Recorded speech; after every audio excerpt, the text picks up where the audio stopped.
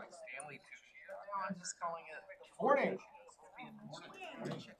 Thank you. Good morning. Thank you in particular to those of you who are here in person. Sometimes government is like it's like a raffle. Must be present to win. So I'm very, very grateful to you, especially those of you who traveled. And this is the first Judicial Council meeting that I've ever been to. Justice Young is here. He's been to many of these, both as a justice and as a member of the committee before that. Chief Justice Hecht, who I am so fortunate to have learned from, did this for many, many years. As with everything at the court that I'm responsible for or partly responsible for, I'm sort of in a period of we're going to keep things the way they are because the Chief Justice had them in a good place, but we're also going to think about what we can do differently, what perhaps we can do better. We're going to take some time and see what might need to change, and so this would be part of that. This flow of these meetings, the schedule of these meetings, the way we run them. I'll be thinking about, this meeting will look a lot like the ones you've been to before. The next meeting may not. The schedule of meetings may change, but I'd like to have your input on that. If you have thoughts on, things this council could do better, ways we can make it, easier for you to contribute, anything about the Judicial Council that you would like me to know or think about as I'm figuring out, how I want to approach this, I'd be delighted to have your input. So today's meeting, we are, like I said, I think it'll look a lot like the meetings that we've had before. We're gonna have some presentations from staff about various things that the council has been interested in the past. My interests may differ from Chief Justice Hecht's in some ways, and in some ways they may converge. Another thing that's very important to me on this agenda is item number 5, which is open discussion. And it doesn't have to end today. If you have ideas that you would like the council to consider, that you would like to discuss with me, please feel free to bring them up today. Please feel free to email or call and let us know what you're thinking about. Let us know what you think the council should be interested in. The more ideas that we bring to the table, the more likely we are to end up with some good ones. So very interested in your thoughts. Why don't we go ahead and get started? Call the roll, is that what? Yes, Yeah. And right before that, though, we do have something for you and Judge Shank that Senator Zuckerman wanted to provide to you. Representative Moody, join me. Oh, sure. So this is on behalf of Texas Judicial Council. It's our welcome to you. Oh my goodness, thank you. Because many of us have been here before, none as impressive as Judge Nash, who's been here 17 years under 3 Chief Justices. So we would like to present you with a gavel. Oh, that's wonderful. Thank you. And this is like the gavels. Like I've seen the head flies off sometimes. If you're as strong as I am. Let's hope the meeting doesn't go that way. Right. We have one for Judge Shank too. If you'll pass me that one. We'll have this for you afterwards, since you are a vice chair. Representative Moody, would you present this, please? We'll give you these on the way out afterwards. Very, very nice. Thank you so much. We'll give you these So to take thoughtful. with you. Thank you for You're everything that welcome. you've done over the years with this council My and pleasure. in the legislature to My help pleasure. I've been the on courts. 10 years now. I just love it. But nowhere near as Justice Nash and Judge Nash. That's so impressive, 17 years. You'll make it to the 20. Absolutely, if she'd like to. I'd like to propose a gavel. All right, we will have it. I think we should honor her. Here, should we? Let's take a picture. Representative Moody. Thank you. Thank you so much. It's lovely. Thank you. All right. Watch out. Don't forget that. Judge Shank, before we move down the agenda, would you like to say anything? Well, again, I'm just honored to be here with all of you. I know that there's been a lot of work getting the judiciary where it is. I know that we had a very good legislative session, I think, thanks in no small part to the We'll Chief have Justice. a legislative update later. Yeah, okay, well, we'll get more on Very- that, but just pleased to be here with you, looking forward to working with all of you. I know that we've done well and we wanna continue doing well. So thanks for having me and thanks for welcoming me, it's very kind of you. All right, Chief Justice Blacklock, Here. Judge Shank, Here. Miss Bash, Mr. Bryant, Justice Coy, I'm here. Ms. Clayton, Present. Senator Creighton, Mr. Dunmore, Mr. Gimbel, Here. Judge Laird, Representative Leach, Judge Maderi, I'm here. Justice Miskell, I'm here. Representative Moody, Present. Judge Nash, Present. Judge Person, Here. Judge Sawyer, Here. Judge Spillane, Here. Justice Wise, Here. and Senator Zeffirini. Present. Do you have a quorum?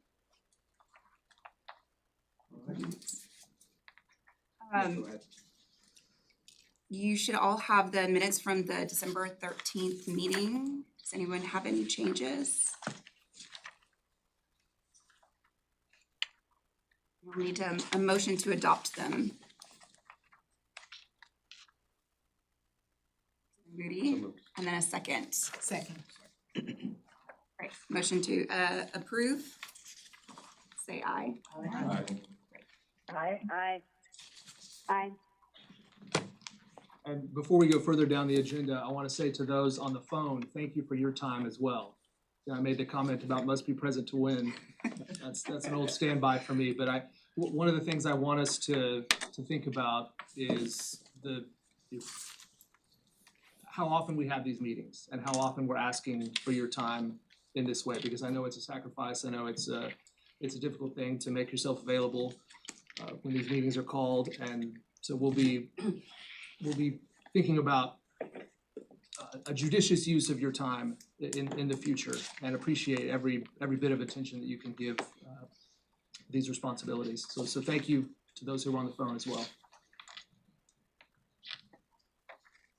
All right, move on to some reports, and we'll start with, I think, the most important, the reason why I felt like we ought to get together and touch base is that we've just had a legislative session, and as of, what is today? Today's Friday, The 13th, so it's almost been 2 weeks. so it's been 2 Yes. weeks. It's been 2 weeks since Senator Zaffirini talked me off the ledge. It looked bleak 2 weeks ago today, and I was frustrated. Many of us were frustrated. But So what- he took it out on me. But no, what we witnessed was an extraordinary effort by both chambers to come together and work out a compromise and achieve something in the waning hours of the session, really in a historic way on the very last afternoon, which is just an extraordinary thing for if you're familiar with the way that process works and what the last day of the session usually looks like. It was a really extraordinary thing for both chambers to show the support for the courts that they showed in the waning hours, and the effort that was made was something that I am personally very grateful for, and I know judges all across our state are very grateful to everybody in the legislature who supported that compromise, and particularly to those who worked so hard to make it happen. I know Representative Moody was on the conference committee, and I'm sure was an integral part of really a creative and fantastic compromise from the perspective of the courts, because it achieved the pay raise that we had hoped for, and it also achieved, I think, with respect to legislative pensions, it achieved a different framework in which there's no longer the linkage that had complicated the question of judicial pay. And it also achieved, I think, I hope from the legislature's perspective, a new way of approaching legislative pensions that is, gonna be fair to you all. And so I hope that both branches are happy with it. The judiciary is is very happy with the way that all played out, despite what it felt like and looked like 2 weeks ago today. So thank you. And what I underscored was getting to conference. There's an aphorism in Spanish, hablando se entiende la gente. Through communication, we understand each other, and it was all about getting through conference. Don't you agree? Yes, I think that helped a lot, and I don't know, I probably can't share all the behind the closed door stories, cause it was, I mean, multiple times we had a deal and multiple times that deal fell apart. So, but I do wanna say, Chief Justice, you weighing in the midst of those conversations, I mean, that was something that was read in, as we were back behind closed doors with both senators and House members. You know, everybody's watching and waiting. We can't walk away from this without figuring something out. And so when people wanted to pull apart, I think, you know, you weighing in on that, I think made sure that we all understood the gravity of, we could not walk away without giving the body the opportunity to vote on something. And so do want to say that we I appreciate agree, that. your ideas especially, the fact that you contributed ideas and didn't simply say, do this or do that, you know, what we were proposing, but you yourself contributed ideas. And then the 10 million texts we all got from the.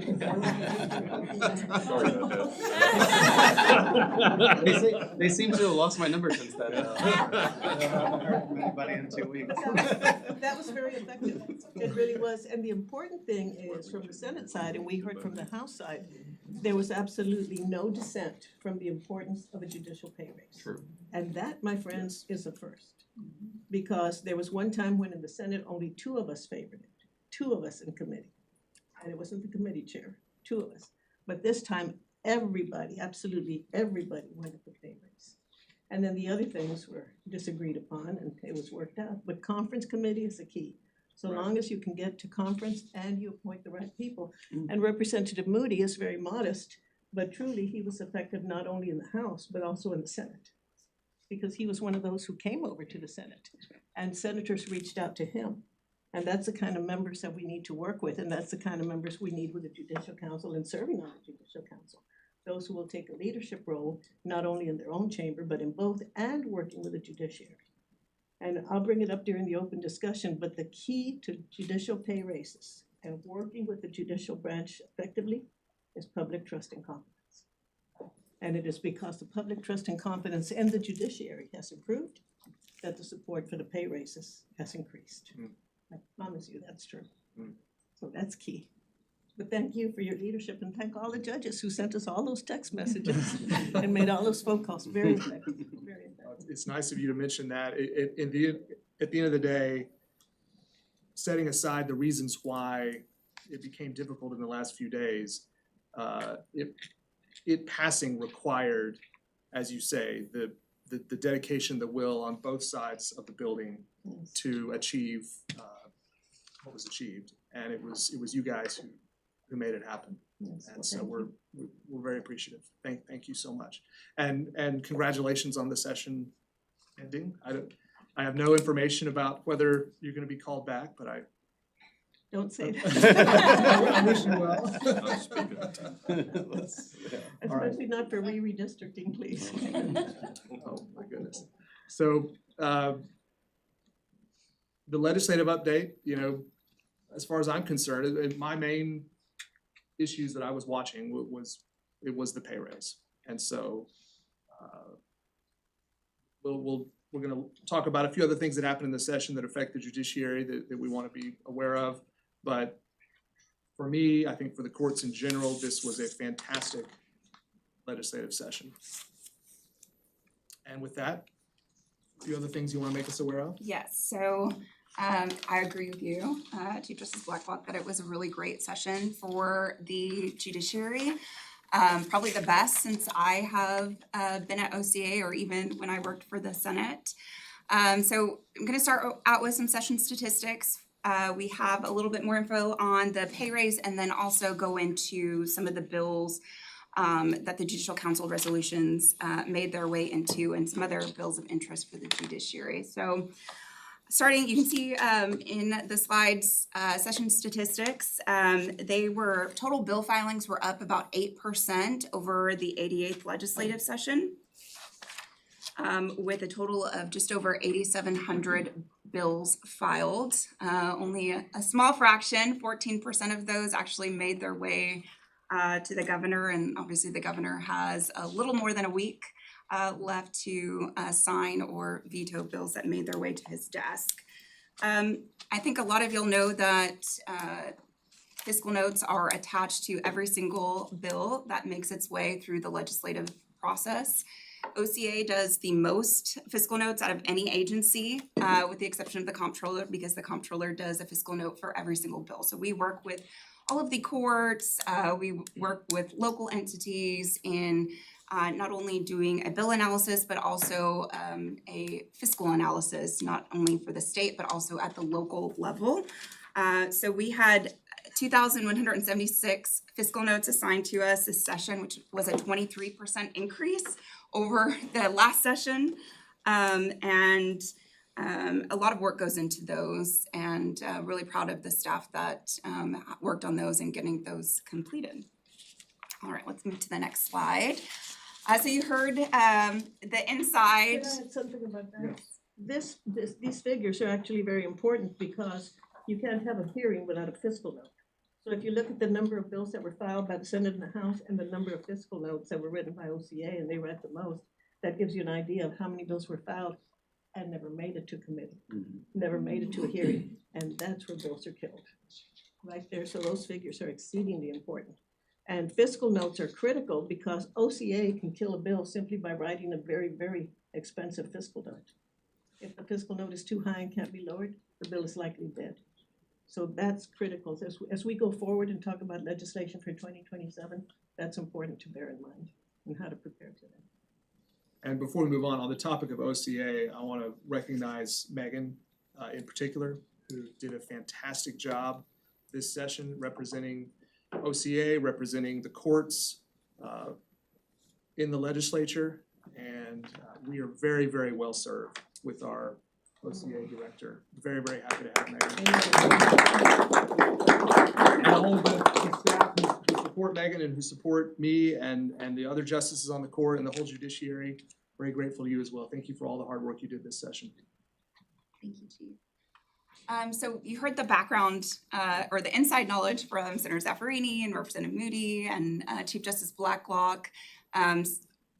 As far as I've been involved in the legislature, I've never seen a bill that was passed on the final day of session. Has that ever happened? Yes. It has? Okay, well, in the past decade, I haven't seen that happen. So it was definitely a historic moment. So we have just a little clip showing some of the back and forth between the chambers.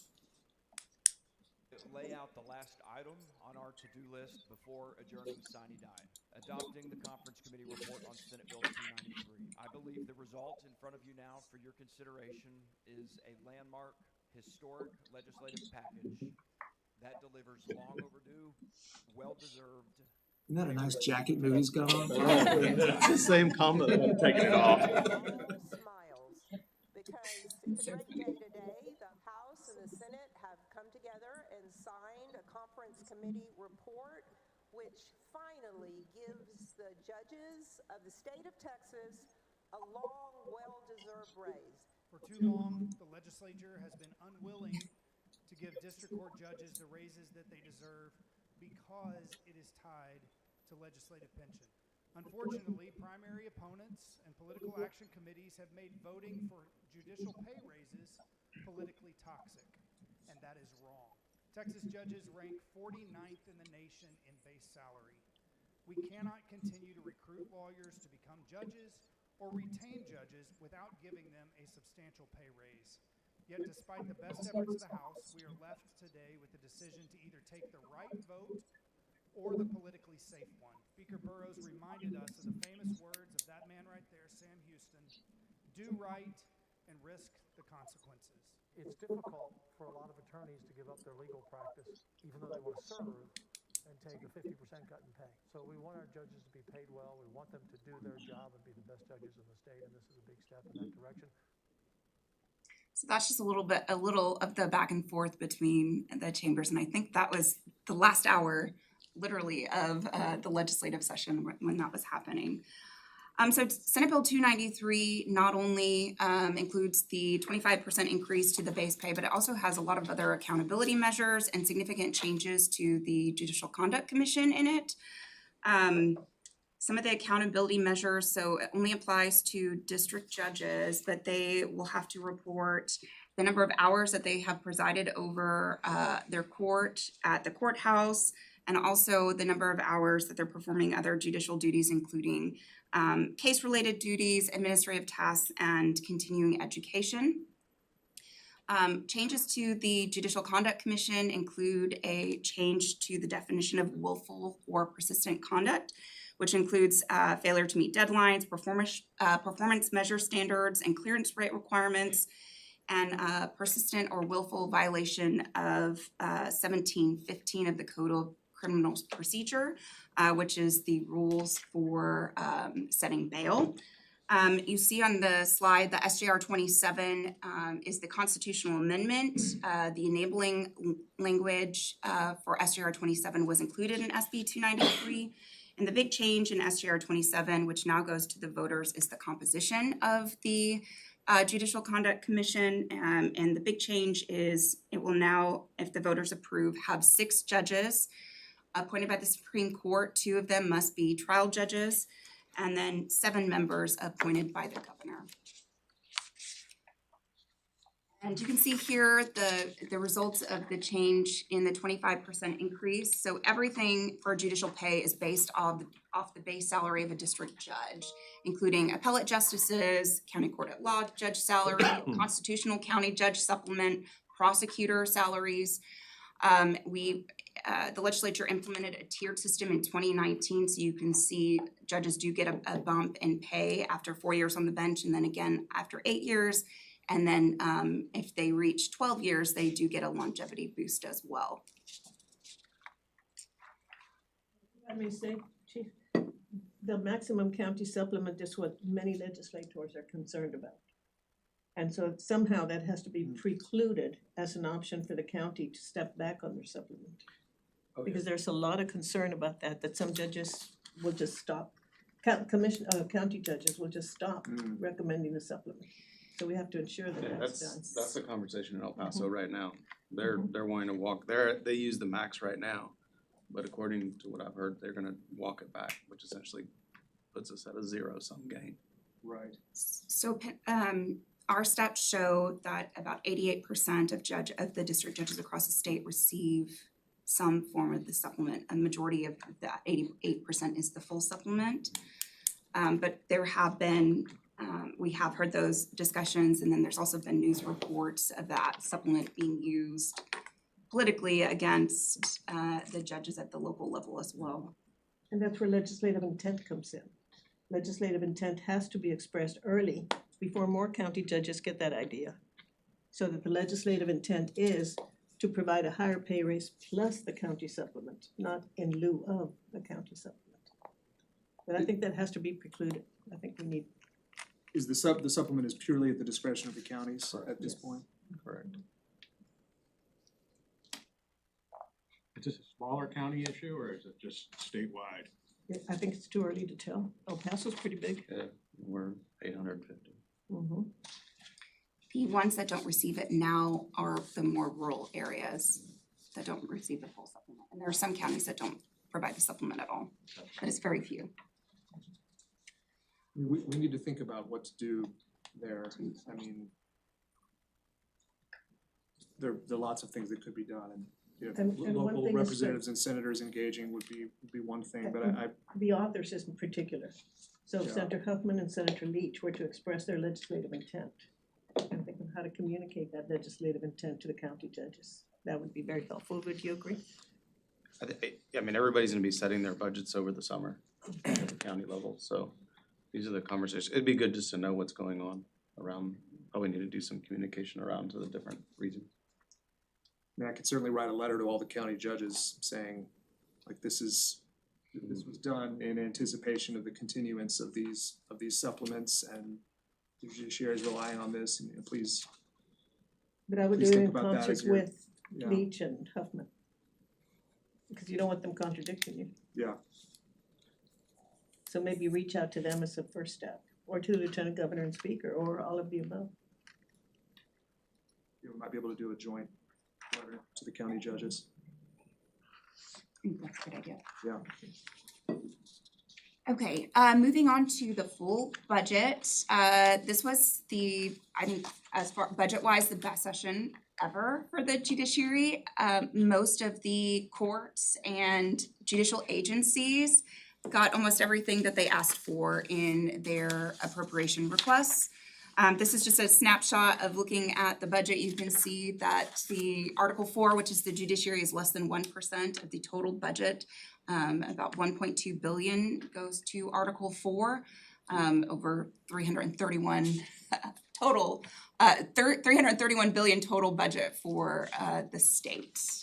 So just some quick highlights from the budget process. The two budget bills this session were Senate Bill 1 and House Bill 500. Senate Bill 1 is the appropriations bill. House Bill 500 was a supplemental bill where they put leftover funding from the biennium of 2024 and 2025 to fund things moving forward. So along with the 25% salary increase for judges, staff in the judiciary also received a 6% salary increase.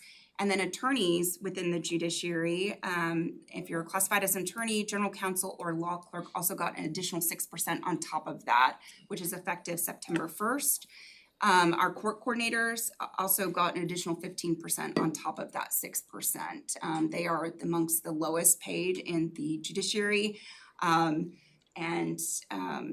County coordinators make a significant amount more than the state coordinator, so this puts them more on par with their county counterparts.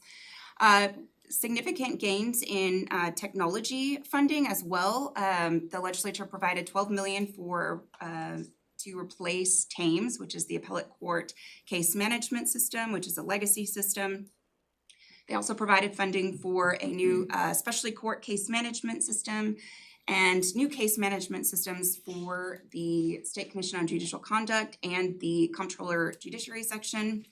And also significant funding, over $6 million, to make changes to the public safety report system. The public safety report system is our bail system that all judges have to use before setting bail. And the legislature provided significant increases to make the changes that are outlined in Senate Bill 9.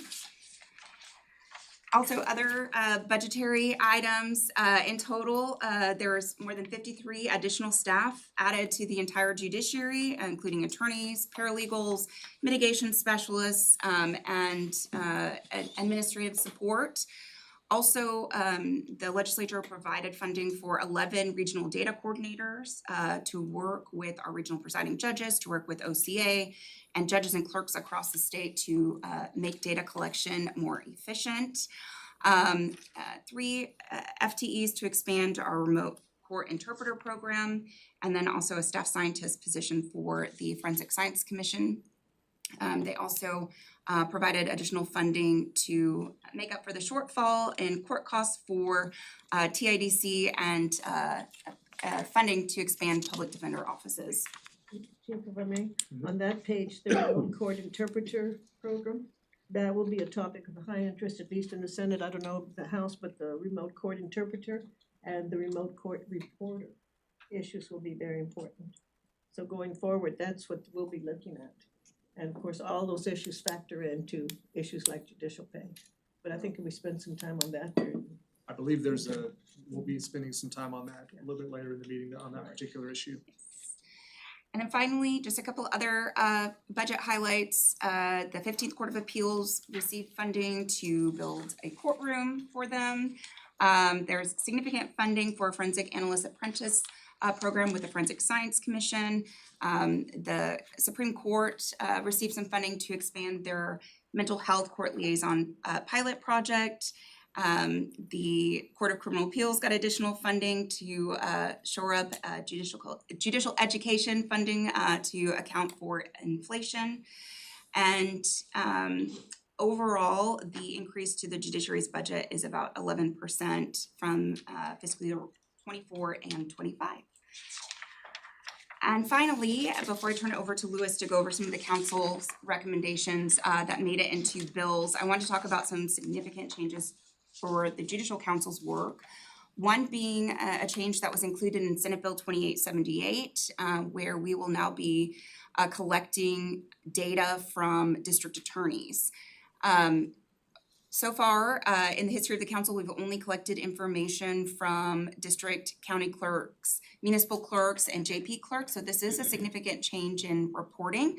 It does require the council to work with the Texas District and County Attorneys Association on how this process will work. So I think we will have more information at the next council meeting about that process and wanting feedback on that. And then also House Bill 40 added an additional member to our council, and that is the administrative presiding judge for the business court, and it's Judge Dorfman, who we have here at the meeting. I've had the pleasure of working with Judge Dorfman over the past year and implementing the business court, and I think he's going to be a great addition to the council. And with that, I'm going to turn it over to Louis to go over some of the council recommendations. Good morning, Chief and members. I'll start with bail. As you remember, council has made recommendations regarding bail since at least 2016, focusing on preventative detention.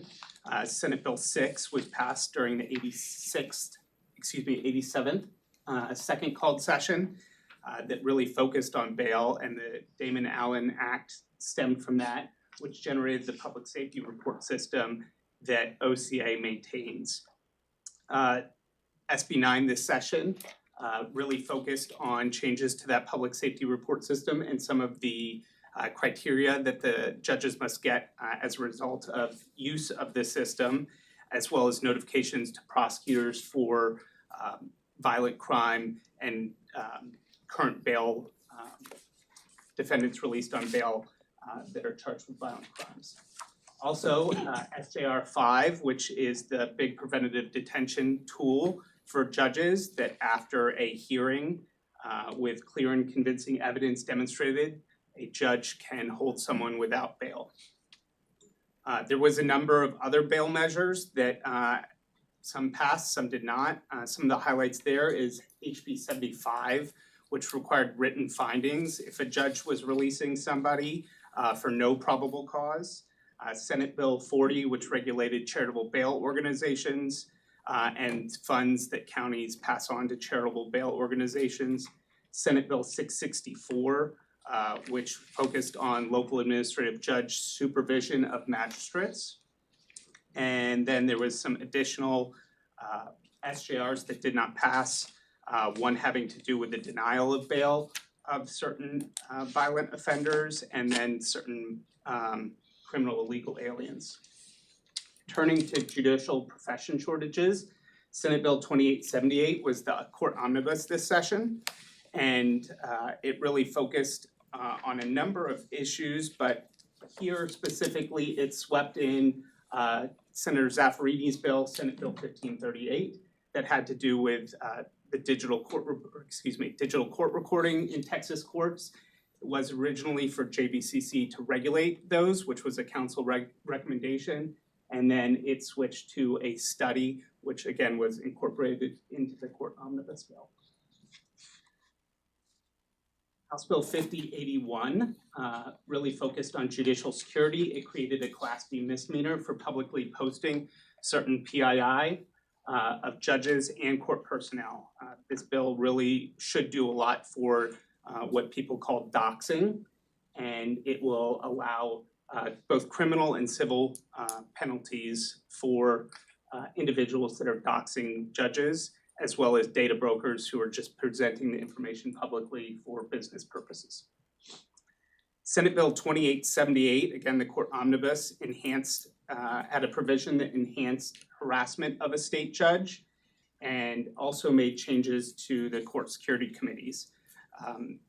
Senate Bill 1575 that was filed by Senator Zaffarini, and in the House, House Bill 4502, which Representative Smithy carried, both included some changes to the court security committee that were ultimately swept up into the court omnibus. Turning towards council's recommendations regarding associate judges, having to do with Chapter 54 and magistrates in Chapter 54A associate judges. Council had made recommendations to increase the number of years as an attorney that a appointee to one of those positions must have, and all of those were adopted into Senate Bill 2878. They also passed separately in Senator Huffman's Senate Bill 664, which went a little bit further, had some additional requirements besides just the increase in years of service as an attorney.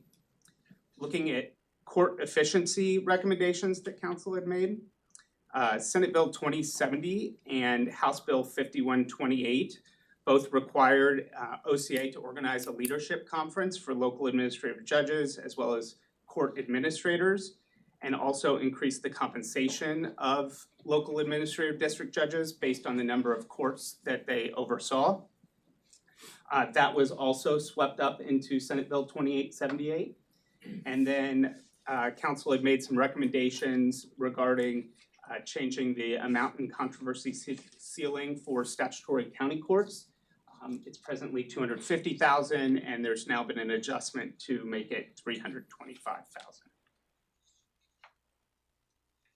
Center of Excellence, there was a recommendation from council to codify the program as well as increase merit payment to judges that were recognized by the program. The program, Senate Bill 1574, Senator Zaffarini and Representative Leach passed that bill, and it eliminated the merit raise component because of the focus on judicial compensation in Senate Bill 293, but did codify the program. So that was good news. That issue, the only way we could pass that bill was to remove the fiscal note. So go back to my earlier comments about the fiscal note, but the discussion was that in 2 years, we will see how the Centers of Excellence program is working, and at that point, consider that extra pay. Well, this time, we couldn't compete with a judicial pay raise, nor did we want to. But in 2 years, that might be just perfectly mature to consider at that point in time. So that's another thing we could work on during the interim. Turning towards the recommendations of JCMH, Senator Zaffarini and Representative Moody were able to pass Senate Bill 1164. This session, the recommendations of JCMH were split into 2 bills. This one focused on the health and safety code, especially the emergency detention procedures. And this bill specifically modified the form that peace officers use for emergency detention. Now looking at some of council's recommendations that did not get as much traction. The JCMH recommendations, I mentioned that they were split into 2 bills. 9 of their recommendations were included in a Senate and House bill, and they mostly focused on criminal justice reforms related to mental health, and they were not successful.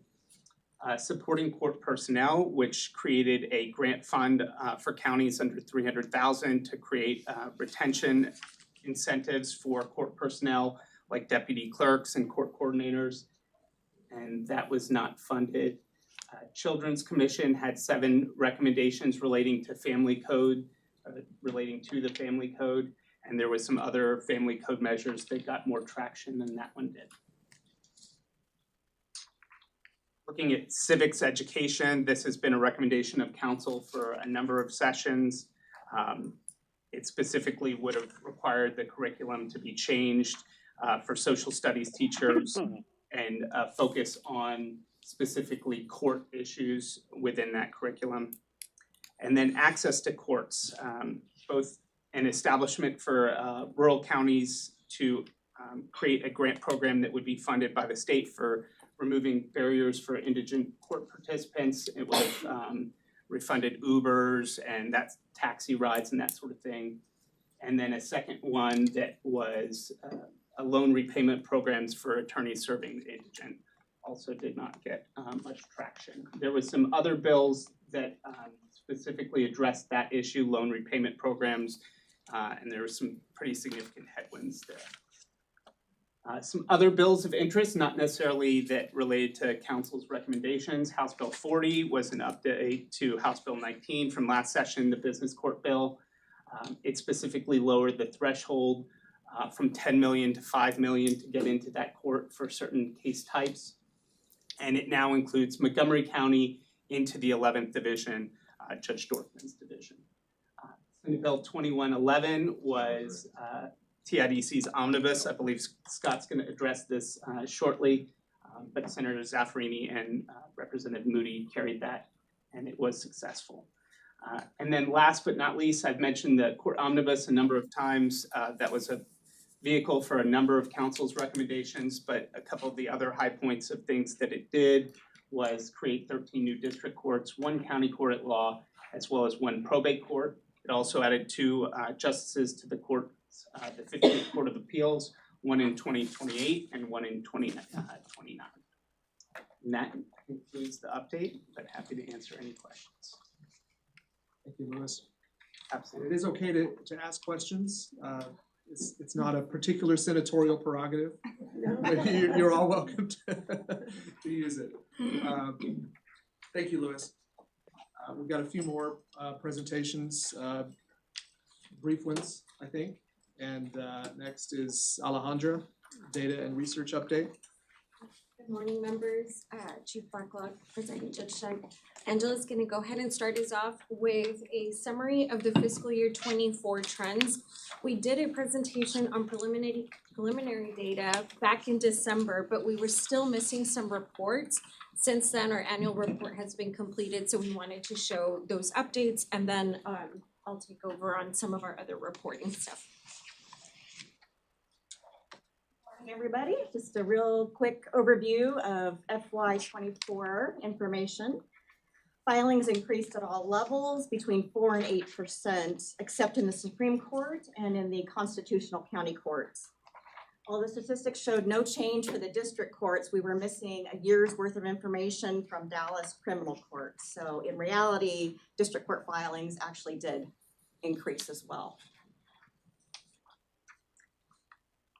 In 2024, clearance rates rose at all court levels except for the Court of Criminal Appeals and the district courts, although the district court clearance rate declined by only 1 percentage point. So increased performance last year. Clearance rates improved in all case categories except for felony, misdemeanor, and justice court civil cases. Despite the decline in the misdemeanors, it still remained above 100%. And the clearance rate for felonies was still 98%, so fairly close to 100. So if I could ask it, Sure. anybody who might know, do we think that there is a lingering COVID-related aspect to any of these numbers? We are not or seeing we're all that. past that? There was such a focus on that in the last session. Clearance rates were well over 100%, and counties just knocked through that backlog. What we are seeing now is on the prosecutor side, the backlog of not filing cases has led to all-time filing highs. So the courts are being inundated at the felony level with filings from the prosecutorial backlogs. But nothing COVID related in terms of the courts. But the backlog from there being less activity during COVID Yes. is now moving more. Yes. Yeah, so we're still seeing effects Absolutely. of COVID on these numbers. Right. A lot of the courts too, over the past 2-3 years, they were using visiting judges and setting up separate auxiliary courts because they received ARPA funding either from the state or from the local level. And so that was a big way of how they were able to get out of the backlog because they were using additional judges to do it. We are seeing with the focus on criminal side over the COVID period and coming out of that, there was more attention to criminal cases. And so civil and family were falling further behind. Whereas during the COVID, there wasn't much activity, so they were fine. I would say that the JP, the civil decline is because of all those eviction cases that were halted during COVID that have now begun to continue. And we will see that coming up in the civil section. Right, in terms of criminal cases, after continuous decline since 2007, new misdemeanor cases increased for the second consecutive year. So hopefully the court costs will stabilize for TIDC. but it only increased by 1%, so it's leveling off. And though, again, as I said, although statewide statistics for 2024 show a decline of 4% in the felony cases due to missing data from Dallas, the actual, excluding Dallas, shows a 6% increase, which is another all-time high for felony cases. Excluding Dallas for felonies, filings increased in every case category except for capital murder and other homicides. And those two categories were what we saw huge increases during COVID. So those are declining. And Dallas just doesn't report, or? They went through a case management system conversion, and they had a homegrown system that was 40 years old. So they are going from decades ago to present reality, and they've had so much data to clean up. It's so bad that we just prefer that they not submit anything until they can get it cleaned up. But we are, go ahead, Megan. Yeah, we're constantly working with Dallas, and not, I wouldn't say we prefer that they don't submit anything, but when they would submit stuff, it would have thousands of errors in it. And so it wasn't anything that could be used. And so we are in contact with them and their vendor constantly, and trying to get them to, they have slowly reported some information, but they are still behind. On the misdemeanor side, Dallas finally caught up, so we're good there. It's just the felony side that they're still working through errors. In the future, and this is my first meeting being here, I'd be interested to see when we talk about increases on the felony side of things, is some of that due to legislative penalty enhancements and moving stuff up that used to be a misdemeanor, or that it seems like we continue to jam everything up into more serious levels of offenses, either through enhancements or just grading things up over time. And so it'd be interesting to see how much of that increase is due to legislative action, whereas those would have been handled in a different court. Are we creating some of that increase, so we can kind of view it through that lens as well? And I do think a part of the decline in the misdemeanors was that because the offense level, the dollar amounts were raised. Legislatively, we saw with hemp farming legalization, the drug marijuana cases plummet, and that's the driving force with the misdemeanor side. So that was a huge, and also at that time, the larger counties declined to go forward with those cases, with the drug cases, because of the difficulty of finding out how much THC was in samples. But yes, we can certainly look at that. Not to add more on, but it's one of those conversations as we go through session. I mean, that's one of the things we talk about, at least on the criminal justice side of things, is yes, there is something that happened in a county somewhere and it's very serious, but do we need to make wholesale shifts in our jurisprudence?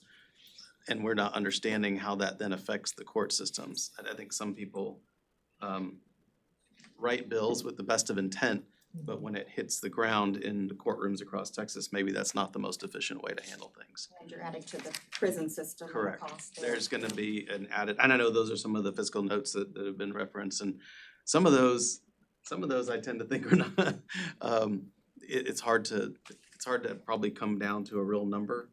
But it's something that I think if we have better communication with legislators about doing that, maybe we won't continue to see, we'll do it where it matters. You know, I always think that, you know, right sizing punishment, and that it should be a goal that we have. And sometimes there's offenses that, man, they really need to be in a serious category. You know, I created the offense of indecent assault a couple of sessions ago because there was a category of offenses that was being treated a Class C misdemeanor that had no business being a Class C misdemeanor based on the conduct, because if it had been with a minor, it'd been a second-degree felony. And so we moved that, but now since then, someone's come along and created an enhancement provision on it. They've created sex offender registry on top of it. They've created, I mean, now, once you put something in law, then people look at it and they start, you know, moving. It just continues to move on, and it's one of those examples. That's one of the examples I've thought of. We right sized it at the time, but now it's gone. Now it's gone up far and above that. So it's something we need to continue to kind of keep our arms around, just to understand how it's going to impact our courts. So It's a great point. I saw a lot of enhancement provision bills this time. The number of new misdemeanor cases remained unchanged from the previous year. However, the drug and the DUI cases still continue to decline, but increased in the remaining categories.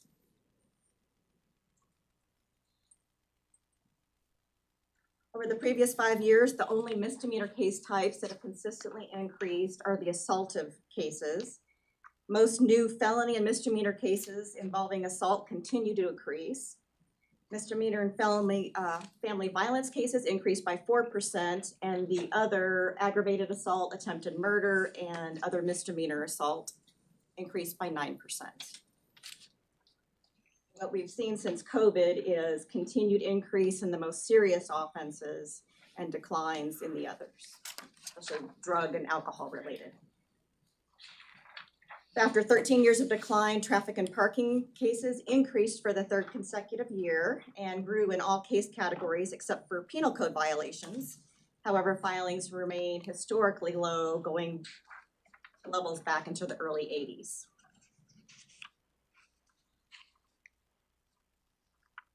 And in civil cases, new civil case filings rose at all court levels, reaching all-time highs in the justice courts and the district courts.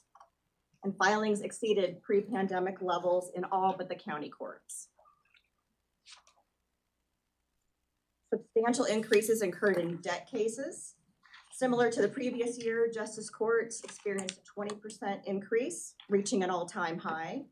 And debt cases also grew by 18% in county courts and 14% in district courts. So what we're seeing is a ton of credit card case debt. And from what I understand from the Federal Reserve reports, credit card debt and defaults are at all-time highs.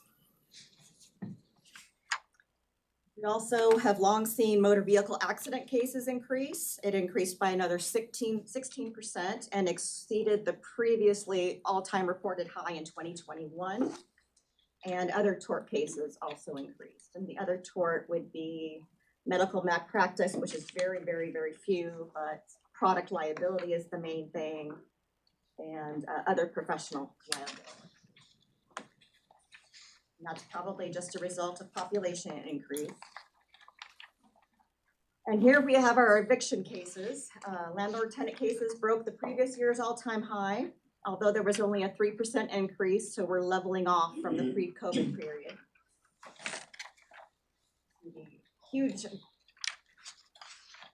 decline during the COVID period and continued increases. But mostly in Harris County is what's driving it. And new family cases continue to decrease, and they've dropped to the lowest level since 1996.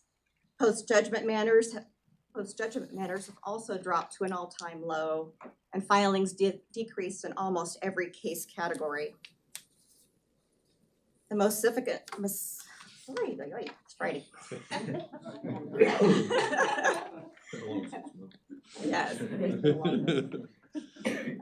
The most significant declines have been in child support cases, declining from the peak in 2018, and they've been declining since then because the AG's office decided to have more of a focus in their filings, filing cases where they actually knew what the parties are at least findable.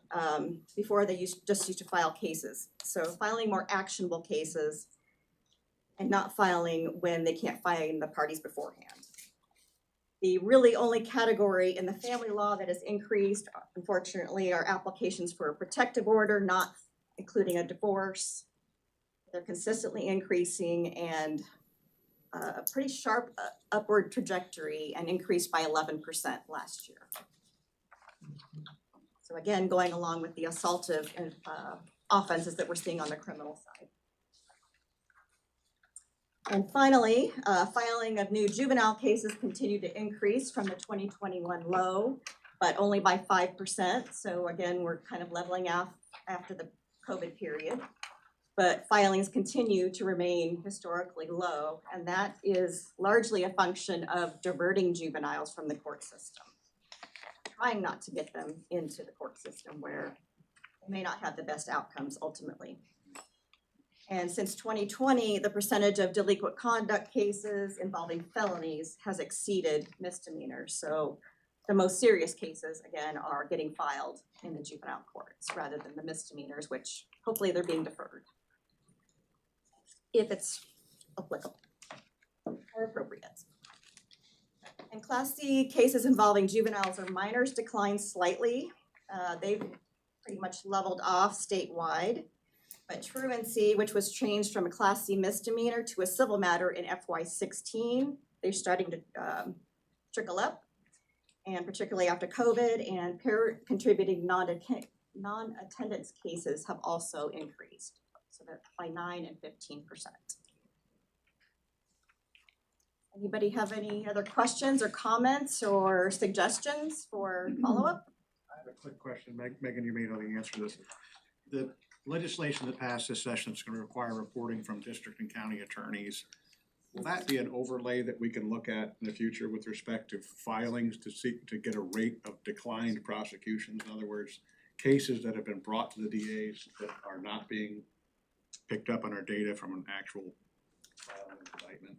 I don't think that they'll have to report cases that they choose to not prosecute.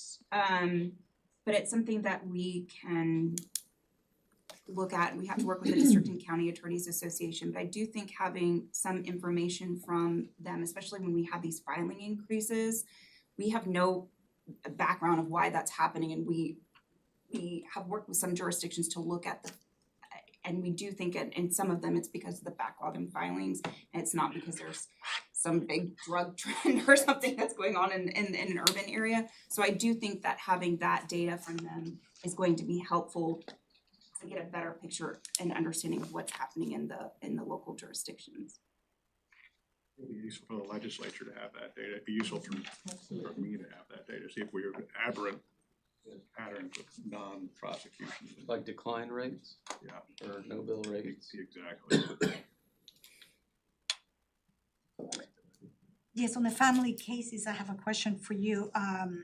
What do you attribute the protective orders associated with or not associated with divorce increase? What is it? What's the reason?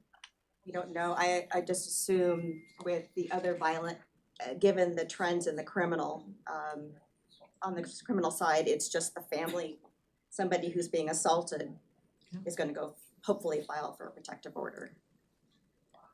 Hi, this is Emily on the phone. Can you hear me? Yes.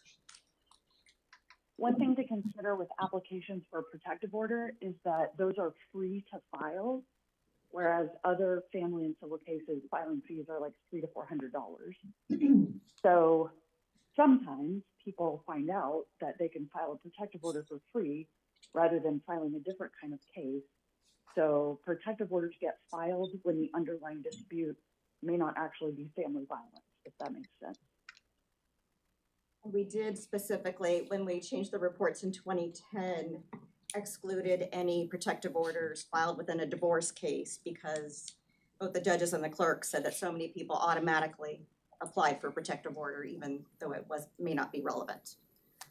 So that's why I just mean to say, for example, sometimes when a boyfriend and girlfriend split up and somebody's hung on to some property that they want back, they'll come in and file a protective order when it's a non-marital relationship split up situation that doesn't involve family violence. Thank you. All right. Thank you very much.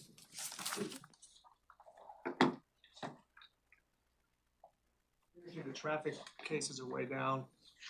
I just get pulled over a lot more than I do now. I don't think my driving's changed. Did your license plate change? No, actually, I didn't change You didn't change it. That's a good question.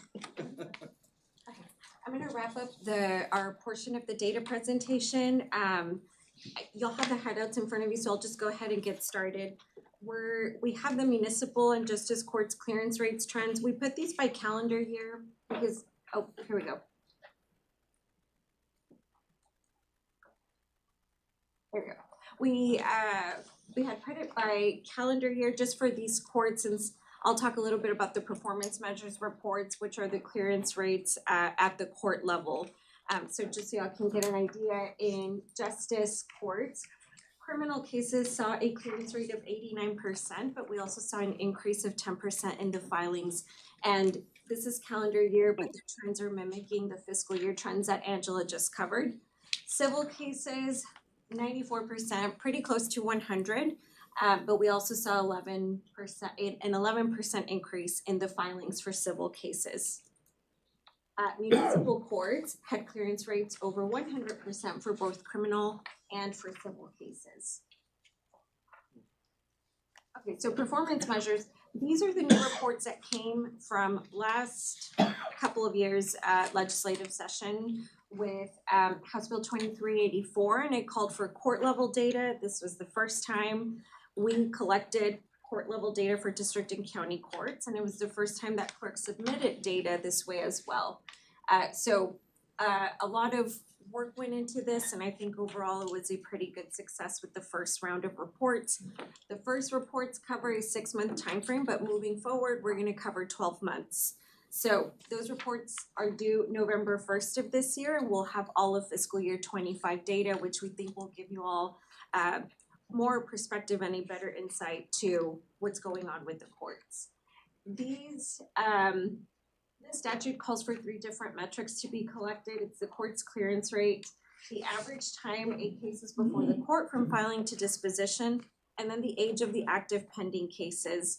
Our primary focus to start us off, since it was the first time we collected these, was clearance rates. We are focusing on that again this year, but are actively working with clerks across the state to clean up the active pending numbers, because we know there hasn't been a lot of focus on that over the years, and so there's some cleanup to do, but we're making a lot of progress.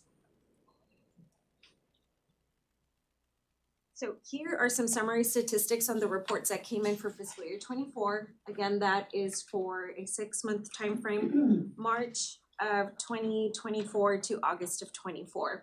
And what we saw in the final numbers, which were finalized last week, and those are in our public dashboards that everyone can access and download. We had 88% of district court submissions over 80% clearance rates, and 75 over a 90% clearance rate, which 90% was the benchmark that was set by the OCA and the presiding judges of the 11 administrative judicial regions.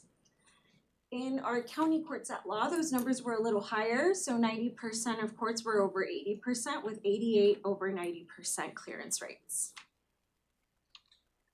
Then our county courts were a little lower than that, but we saw 74% of all courts have clearance rates over 80%, and 65 were over 90%. Any questions on performance measures? And I'm going through this pretty quickly.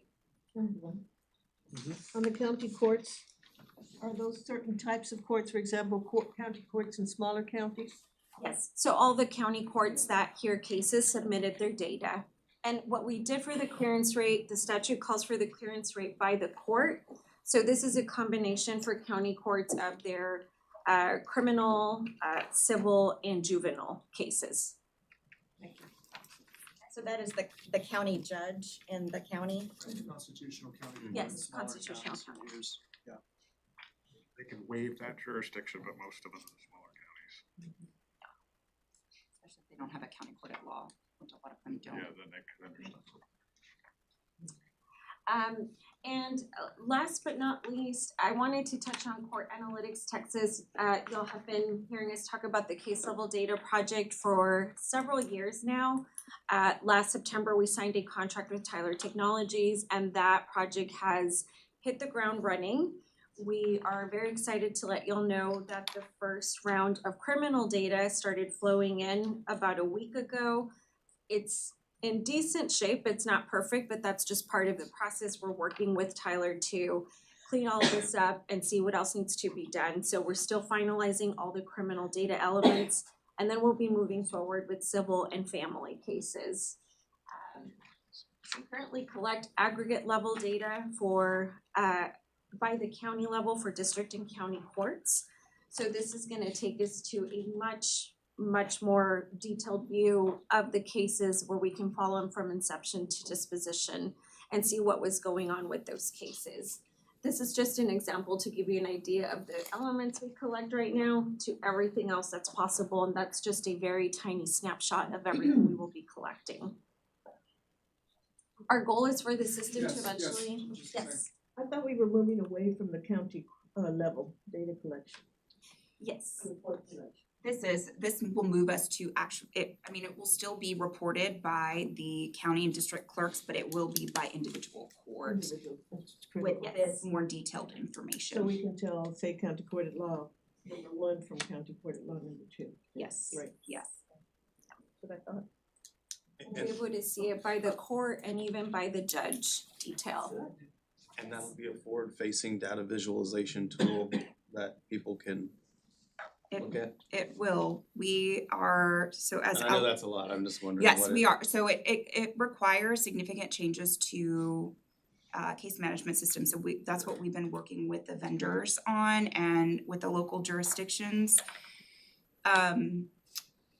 So it is a process. So what we are starting with and testing out this process is with the case management systems that are under the Uniform Case Management System, which is under OCA. And so it's primarily counties under 20,000. So it's a smaller pot of data that we're working with to make sure that it's working correctly, and then we will then move to the larger counties. As you move to larger counties, I volunteer web. You will let them know that. You can let them know. Yes. Our goal is to completely eliminate manual reporting for counties. This is their monthly court activity report, the performance measures reports, 1182 reports, which apply to counties with populations with 1 million plus, and any more reports that come from future legislative sessions or data that we just want to take a look at. So anything that's of particular interest to the council as well, we will have more detailed information that we can take a deep dive in. So we mentioned Tyler UCMS customers will be integrated first. That has already started with their criminal data fields, and then we'll start moving on to civil and family cases. Currently, El Paso is being considered to be the first large county that we pilot, and then from there we'll expand to the other large counties. Casey and I were at a Tyler conference 2-3 weeks ago, and it was very exciting because we had 15 counties come up to us afterwards and volunteer to be pilots as well. They're not within the top 20, but they're mid-sized counties too. So there's a lot of interest. I think the idea of not reporting is of very great value and will save time and resources at the local level. So that's what's driving it too. And finally, just a quick visual of how the system's going to work. Because it's so much information, the ideal method for clerks to submit this data will be through integration. Our system will connect to the local case management systems, and it's a one-way street. Their systems will feed the data to us, and overnight also our system will reflect the updated numbers. We will not be sending anything back to them. The system will not store any documents. It's for data purposes only. But for those who do not want to integrate, there will be a user interface where they could manually key in their data, though we don't recommend it because of the amount of data elements now. The last thing, I think someone mentioned some type of visuals or analytics. We will have a public website where OCA develops those dashboards and reports for the public to filter, to sort, to export. But in addition, all of the local courts that integrate with us, or if they submit their manual data, they're gonna have their own local page that is only visible to them where they can create their own visuals to keep up with trends as well. So anything the clerk is interested in seeing, anything their judges want to see, they can create those reports or we can help create them for them. And they can be sent out on a routine schedule to their judges, to clerk staff, to anyone who needs to see those. So the larger counties have similar functions like that and dashboards, but the majority of our counties don't have those resources. So this is gonna give that to them. That is all I have for now. We talked about the data coordinators already, but any questions? Thank you, Alejandra. Go ahead. Question? Any AI agents incorporated into this process? Right now it's for the cleanup part, not necessarily in the system, but there's a lot of mapping that's gonna take place. Casey's favorite example is divorce with children. And you may see divorce space with space children, divorce dash children, so many ways. Every county has it, at 254 ways pretty much. So we know that they're using AI functions to map those to our OCA, our OCA elements, or if they're in our JCIT elements as well too. So that's what we're using it for right now. It's very important work, the data gathering and the ability to see these numbers and to use them in a thoughtful way. As I said in the state of the judiciary, the concern that a small number of judges aren't pulling their weight is a legitimate concern. And we need to take it seriously, and this data is not the magic bullet, but it's an essential part of figuring out who's doing a reasonably good job and who's not, and then having some public accountability and transparency for people who aren't pulling their weight. And so that's to me the main reason why it's so important that we get a handle on this data and then present it in a way that's clear and public and transparent. And that's what we're hoping to do as soon as we can. Scott, we're a little up against the clock. I got you. Yeah. My timer set. So, here we go. Hi, I'm Scott Ehlers, the Executive Director at the Texas Indigent Defense Commission. You have the full report, was passed out earlier or with your original materials on all that's been going on at TIDC since we last met. But one big thing I wanted to focus on was changes at the board. So we've had a lot of changes at the board since we last met. Judge Missy Maderi is now our chair. We also have Chief Justice Blacklock is now on the commission. Presiding Judge Shank is now on the commission. Justice Miskell is on our commission. So a lot of big changes at the board level. Very excited about that and new directions we might go. I just passed out a summary. What I want to focus on really is our budget and key bill, our omnibus bill that passed. But in terms of our budget, if you look at page 1, which is the exceptional items versus appropriations. So our first exceptional item request was to address our shortfall in our general revenue dedicated account, the fair defense account. There's a structural deficit there. You saw the reductions in numbers of cases. So we get fees from court fees.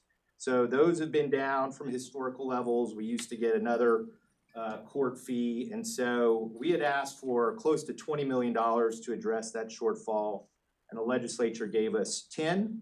Our second exceptional item was to create a pipeline program to address the attorney shortage crisis, particularly in rural areas. Unfortunately, that was not funded, at least directly. I'll tell you how we might be able to fund some of that work. The family protection representation work, we had asked for $47.5 million. That is an area that the state has not provided any funding ever, and it's completely, those are cases completely, the representation is completely funded at the county level. And so we had asked for $47.5 million and 5 FTEs. Unfortunately, the legislature did not give us any money for that. And the fourth exceptional item was to create new and expanded public defender offices. We had asked for $35 million, once again, to address the rural attorney shortage crisis. And the legislature gave us $8.7 million. So overall, we had asked for $111 million in additional funding, and we got 18.7 million, at least initially. So if you'll look at the next page, there was some additional funding that was thrown in at the very end through a rider. So the legislature said that we could use unspent Operation Lone Star funds that we have from this current biennium into next biennium up to $10 million, and we will have $10 million left over, so we will be able to use that for temporary projects, basically one-time funding, those kinds of things. That is the restriction, and it also needs to be for rural counties. And the supplemental appropriation bill, HB 500, we were given $5.1 million for that. So overall, we're looking at about a $25 million increase for the next biennium compared to last biennium, which is good. We can definitely use the money. So hopefully we can come back next session and get some of those other items funded that were not funded. So beyond the budget, SB 2111 was our omnibus bill that passed thanks to Senator Zaffarini and her staff. I want to give a shout out to her, Senator Zaffarini. We've tried to pass an omnibus for 3 sessions now, and 3 was the charm, thanks to you. So thank you for helping get that bill across the finish line. Holland, I worked with extensively. She did a bang-up job for us, so thank you, Holland. Back here. Thank you, Holland. Representative Moody, you and your staff, thanks for all your great work on the House side on that bill. Ellick and Rachel, thanks to them. Senator Zaffarini also passed a resolution for us recognizing the Gideon anniversary. That's my 5 minutes. Beyond that, though, in terms of the omnibus, SB 2111, check it out, has lots of great things. We cleaned up the magistration statutes. There's some cleanups regarding managed assigned counsel. There's probably about 12 legislative proposals packed into that beautiful bill. Check it out, highly recommended. You know, I'm not going to tell you to lobby the governor to sign it, but you know, it would be great if the governor were to sign that big, beautiful bill. Thank you, and that's all I got. Unless you have any questions. Thank you, Scott. All right, thank you.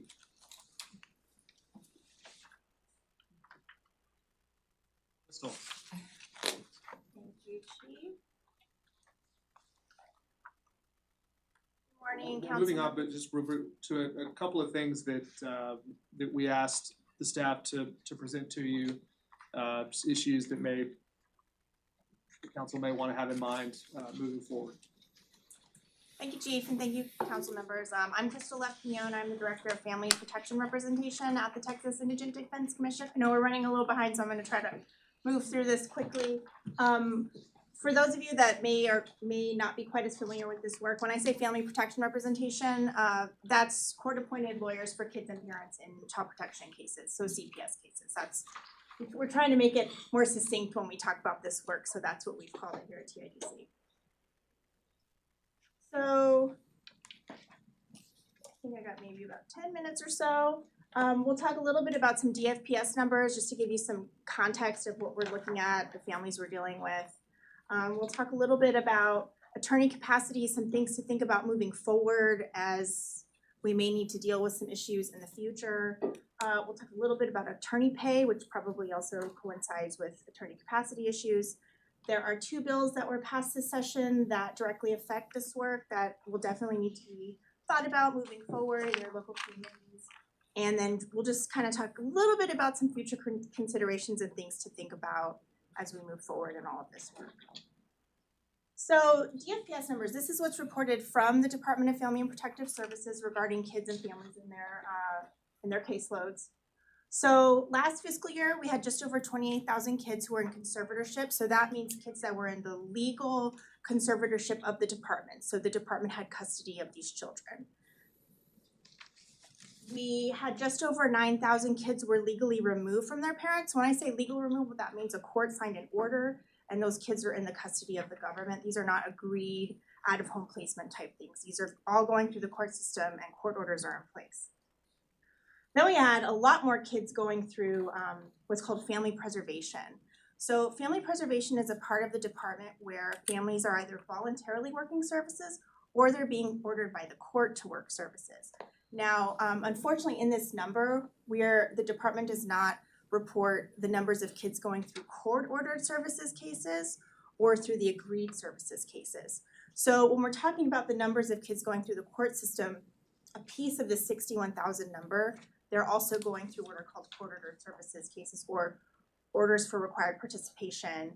The idea in those cases that a court's ordering either one parent or both parents to do services, but the department does not have legal custody of those kids. Those kids do need lawyers too, and so do the parents. So when we're thinking about who we need to help and who services need to be provided for, we can't forget about the people going through all the court-ordered services cases as well. Crystal, is there overlap between the 28,000 and the 61,000, or is the 61,000 just when the children are still with the parents and they're doing services? Well, there could be some overlap. So in theory, in 1 year, you could have some kids go through family preservation and then end up in conservatorship. So it's possible there's a little bit of overlap, and we don't have numbers on the overlap as well. But for context, when we're thinking about the numbers of children that need lawyers and parents that need lawyers, it's definitely more than that 28,000 number. And then when we look at how things have shaken out over the past few years, numbers of kids in conservatorship have decreased. I think some of that is because some of the laws have changed over the last few sessions about what's required for removal and that sort of thing. Kids in family preservation have increased so over the last fiscal year. So we're seeing kind of an inverse there. And then when we look at just removals, so when I say removals, I'm talking about a legal removal, court assigned an order. These are not agreed out-of-home placements. Those have kind of fluctuated over the last 3 years. They kind of hang around the 9,000 mark, kind of up or down a little bit. So when we're thinking about needs and services going forward, in Texas, there is a right to counsel for children and indigent parents in child protection cases. In 2021, TIDC started collecting data on behalf of the council, actually, in these types of cases to find out more about what was going on. And we've collected data in 21, 23. We will collect data again in 2025. So for all you judges, just be aware that's coming in the fall. And what we saw between 2021 and 2023 was that 52% of our counties reported a decrease in the numbers of attorneys on their appointment lists. So it's over half of our counties. We'll see what happens in 2025. I hope that number gets a little better, but that is certainly something we need to be thinking about. Some counties did report an increase, so it's not all terrible. We had just over 20% did report an increase. 18% had no change. And then 9% we couldn't determine because they either didn't report in 21 or 23. But we'll keep an eye on that, but this is certainly something we need to think about as we lose lawyers on the list. Those are less people that are available to provide legal representation to families. And then this, hopefully y'all can see this, I put this together pretty quickly.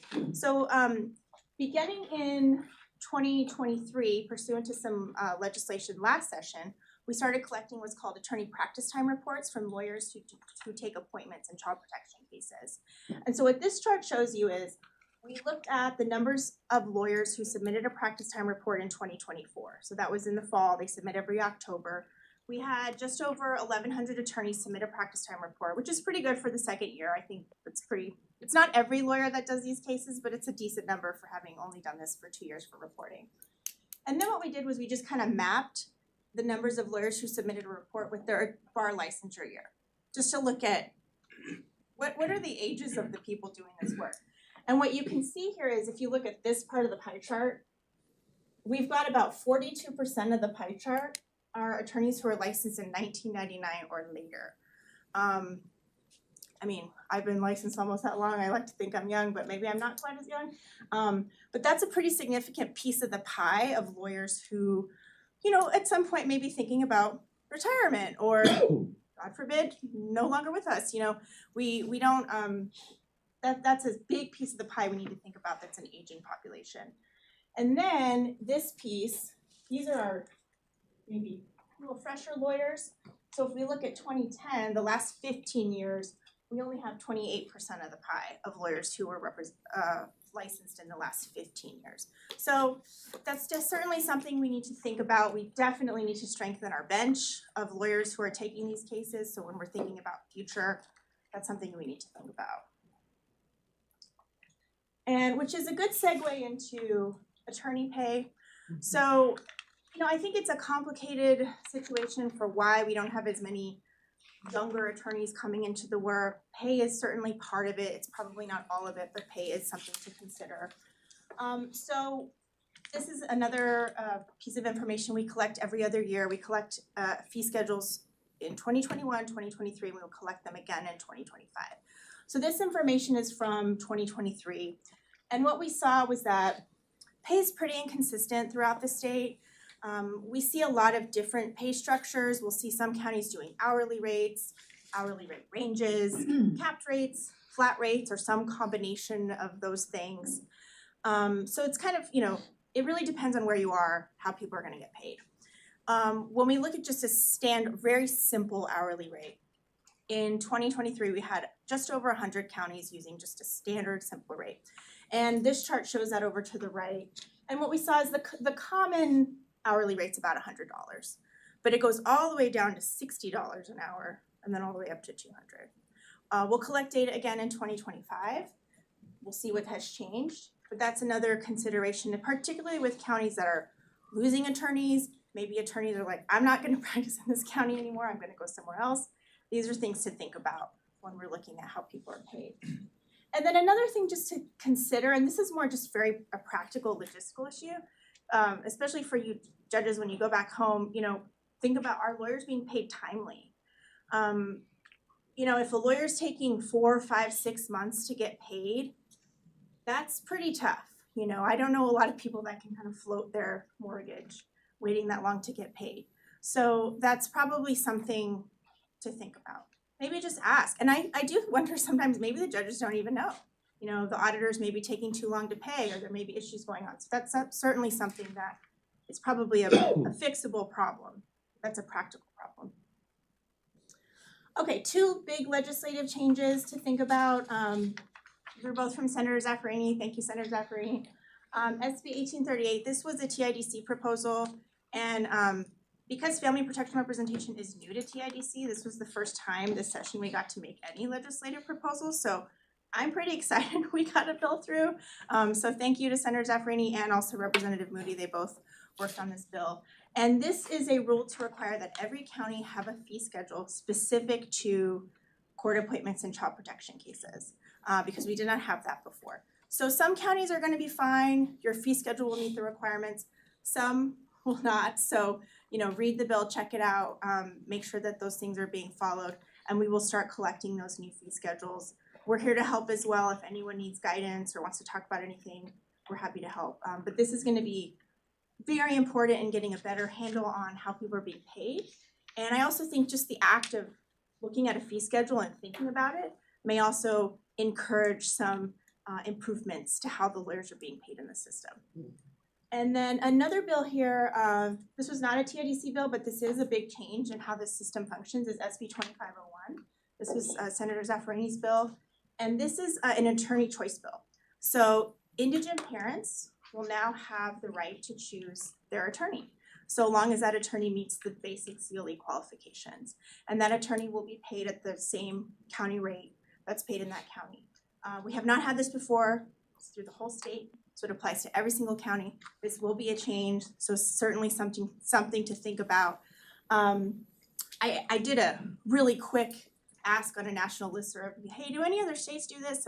Washington State does do something like this, and what I was told is in counties where you got a lot of lawyers, it works out pretty well because you've got options. In more rural communities, maybe counties where we have less attorneys, this will be something that our counties may have to really think about how this is going to function when you don't have a lot of lawyers in your county that are able to take these cases. All right, so these are things to consider just moving forward, just kind of planting the seeds of thought as we think about how to fix the system. So unfortunately, we did put it in our legislative appropriations request at TIDC. We did ask for some money to fund some grants. It did not get funded, but it was our first time asking. So I'm gonna just tell myself that we're gonna ask again, and maybe we'll get it again in the future. Because ideally we wanna start getting grants out to counties, building systems, particularly in those communities that maybe the assigned counsel list is not a sustainable model moving forward. Where we see a lot of the issues maybe coming to a head quicker are in those rural communities. So in our urban counties, we have more lawyers. People want to work in the big counties. The assigned counsel list, again, it's an imperfect model, but we can kind of probably string it along a little longer in the large counties. But in the rural counties where we're losing lawyers, the lawyers are aging, the judges still have to appoint attorneys to families, and the families need good counsel because these cases are so very important. We need to start thinking about systems building in those rural communities and how we can move forward with that. And then the other thing to think about here is Title IV e-claiming. I'm going to try to explain this really quickly, but this is a federal reimbursement. It's a percentage of what a county spends, or an organization. So any county or organization that spends to provide representation to children or parents is entitled to a percentage of that money back from the federal government. It's part of the Social Security funding stream. We do not claim as much as we should in our state. Over the last year, TIDC secured an MOU with DFPS. They've been really great to work with to make the system better. So we got that signed early this year. Thank you to Megan for helping us get that through the finish line. But we've been working with them over the last 6 months to get that system improved. We're finding some areas for improvement. I just did a training for their staff last week. And our ultimate goal is that every county that's entitled to a reimbursement will get the money back. But I kind of put this out to y'all because one thing that we have seen come up with one of the counties we're helping get their reimbursement is, what do you do with the money when it comes to you? So the law does not specifically say what you must do with the money when it comes to you. So a county could, in theory, not use it for family protection representation. We strongly discourage that. We really want this money to come in to improve the representation systems. There's a lot of different things you could do. You could increase pay, you could build some kind of system, you could add a staff person. There's a lot of cool things you could do. But you want to maybe think about that before you get the paperwork signed.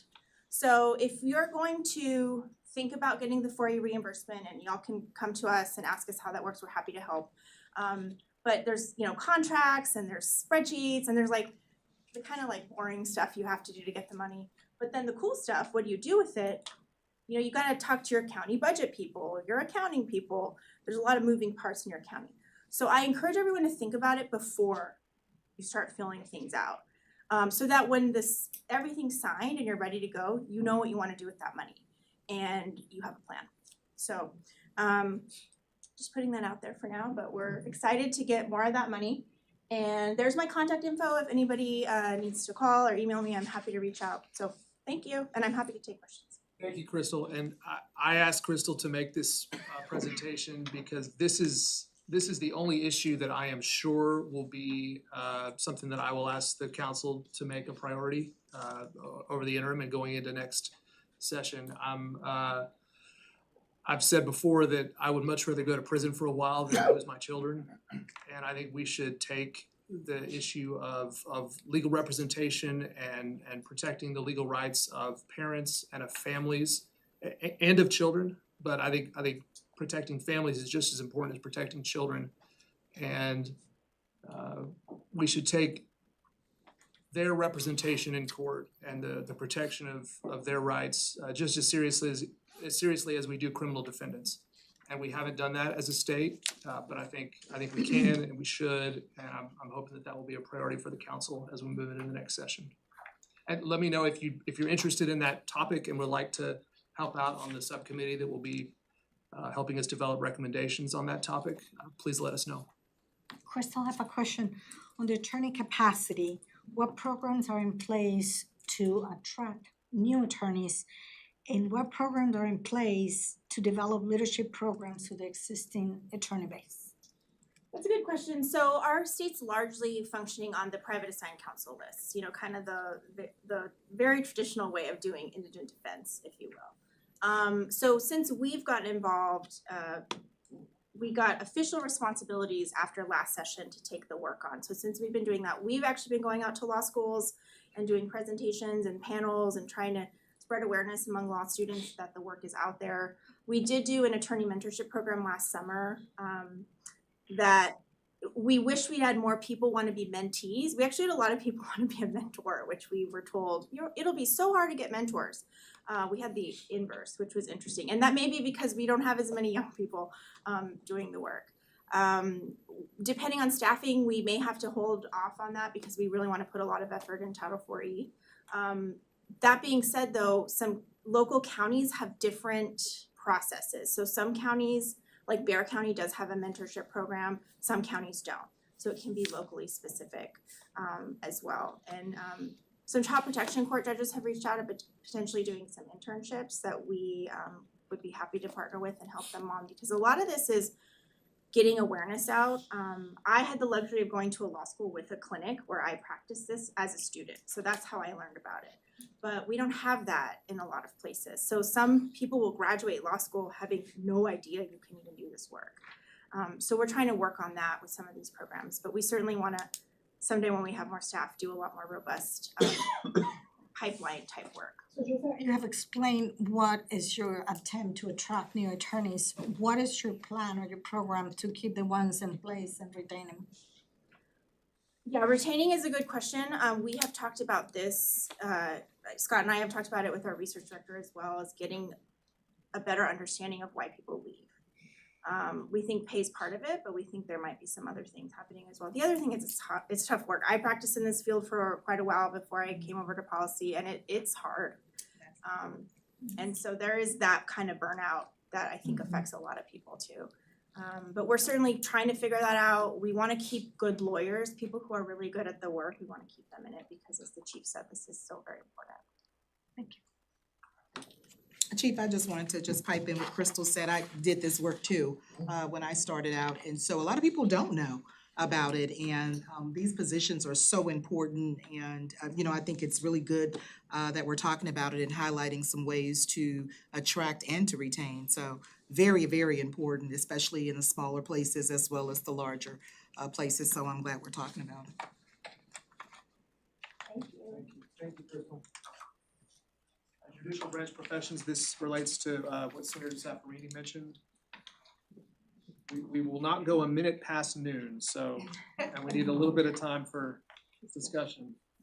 Chief Justice, I am sensitive to the fact that I am standing between you and the discussion, so I'll move as quickly as I can. I'm Ron Morgan. I am the newest member of the leadership team at OCA. I'm told you can only call yourself new for the first 6 months. I have about 12 days left, so I'm right in under on that. But I am here along with my colleague Holly Beal, who's an interpreter with OCA, to talk to you about the judicial professions. We're going to visit about 2 areas. We'll get to interpreters in a minute, but we're going to start with the certified shorthand reporters. And what I want to talk about with respect to the certified shorthand reporters is that we often refer to these in the context of a shortage. There's a shortage of certified shorthand reporters. Undeniable fact, down 15% since 2005. Small bump in the last year. We went up from 2334 to 2351. But why, Ron, are you using the word shortage when it's 2,300 certified shorthand reporters? It's because the shortage is in court reporters. Certified shorthand reporters serve in a variety of contexts. Courtrooms are one of them. They also do depositions, they work as freelancers, etc. And they're able to choose between working for a court, a county, working in the private sector, or being a self-employed person where they make their own schedule and take their own assignments. All of that causes the shortage. That and the fact that they're in courts across the state, which have gone up 13%, not counting the number that the legislature just created in the most recent omnibus bill. And so that is what creates our shortage. Between 2025 and 2022, we averaged 2005 and 2022, we averaged 46 new certified shorthand reporters per year. In a hopeful note, 95 in 2023, 114 in 2024. I'm not willing to call it a trend, but I do choose optimism today, cautious optimism, because by first certification year, what you're going to see here is that 14% of our court reporters have been certified for 40 or more years. 14%. Who doesn't want to retire after 40 years of work? That gets rid of this group here. A further 33% have been working 30 or more years. So if you get rid of that, just over 50% of our court reporters have been working for less than 30 years. What have we done to resolve the problem so far? In 2019, the government code was amended. The government code was amended to allow for easing licensing requirements for qualified individuals based on things like reciprocity, apprenticeship, and provisional certification. All of that allows for folks who are licensed or have been licensed, depending on the requirements of the program, in other jurisdictions or past licensure in Texas, to be licensed again. In total, what we had was 48 people who've entered service as a court reporter using one of these mechanisms, 24 of them currently serving. Other possibilities. There are other approaches that we can explore and certainly would if that's the direction.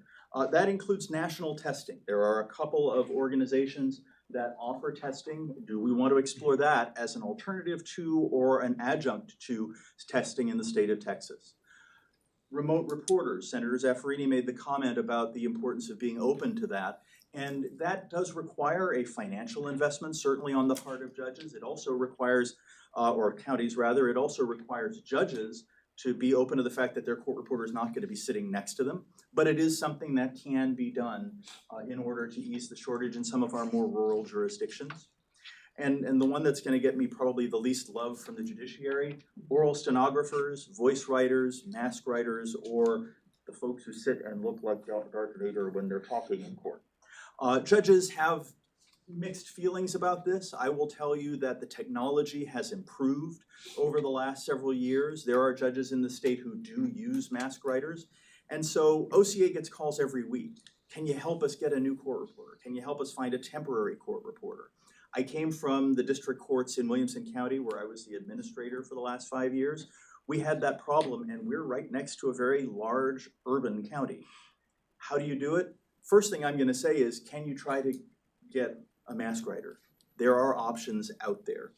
But that brings me to the other thing that can be done. Digital reporting. And again, this is part of Senator Zaffarini's bill, which made it onto the omnibus. There are a number of states who, to a greater or lesser degree, both allow, implement, and to varying levels, regulate digital court reporting. And there is digital court reporting in the state of Texas. Municipal courts of record are authorized to use them for their proceedings, and consistent with the Supreme Court's guidance, there are counties in Texas who are relying on digital court reporting in order to have a record in their court. In the omnibus bill, as I said, Senator Zaffarini's language is going to helpfully authorize OCA to do a study of this issue. And we've communicated with the two major associations in the state who represent the court reporters, and we communicated with them throughout the course of the session, and we look forward to, in the coming weeks, launching the process for that study. That's the update on the landscape about court reporters. It now leads into the court interpreters, and I think you're going to see a few similarities between court reporters and court interpreters. First of all, big picture. According to the most recent US Census, there are 164 different languages spoken in Texas households. We've licensed 492 interpreters in 24 different languages. Largest is Spanish, Vietnamese, Mandarin are following behind that at quite a distance. And this parallels the top languages, the top 3 languages spoken in the state. But this map shows you what the first issue is. The darker the jurisdiction, the more interpreters that they have there. 51 counties have at least one interpreter, but they all group around urban areas, and that creates the challenge that trial courts are seeing. Trends over time, real flat. Haven't really added a whole lot of people to the interpreter population. And the people who we do get who want to become interpreters, we find that their proficiency is not what we would like to see when they want to enter into service in court. The oral exam pass rate, which is basically a practical approach to what you would do in a courtroom, is extremely low. The written exam, Texas court procedures, or court procedures generally rather, also not what you would like to see. And so we don't get as many interpreters added on as we would like. What can we do? The JVCC has a licensed court interpreter advisory committee. The chair of that advisory committee, recently appointed by the Supreme Court, is a professor at UTSA and an expert in translation, interpretation, and linguistics. We're going to get together in July to have a conversation about what recommendations the advisory board can bring, what we can look at that other states are doing. And I do need to say up front, this is not a Texas problem. I meet every month with my colleagues from across the country. This same issue bedevils states everywhere for exactly the same reasons, even the small states. And so we're going to look at what other states are doing, see if there is anything that we can do to improve the approach to taking tests, to improve the type of test takers that we have out there in hopes of improving proficiency. And in short term, though, there are some opportunities for technology. As I mentioned, my colleague Holly is here. She's going to talk to you about the role of technology. Thank you, Ron. Good morning. So with a shortage, my colleagues and I tend to be extraordinarily busy in live proceedings on a day-to-day basis. As we know, AI has made a big splash in the past few years. Unfortunately, it's not quite ready to replace interpreters in live proceedings. However, there is a great opportunity to really maximize limited resources in this situation, and that is with the translation of documents.